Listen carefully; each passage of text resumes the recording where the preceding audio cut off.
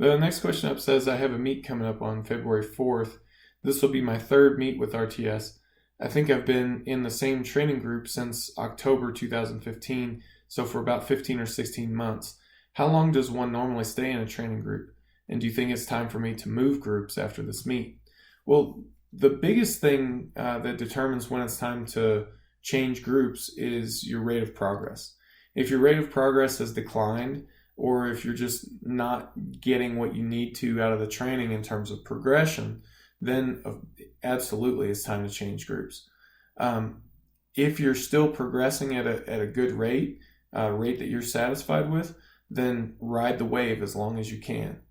Now, there are some other sorts of driving factors as well. If you're just getting unbelievably bored with a certain training methodology, let me know, because I would rather move you groups than to have you, just really suffering through a particular training strategy. So let me know how you're feeling on that front. But in general, it's progress based, and that varies very widely.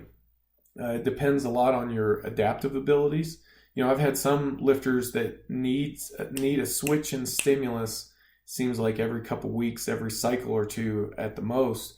But then I've had other individuals who, basically take one training strategy and will stack up training cycle after training cycle and win on all those. And I've had one guy that took it all the way to a world record in the deadlift.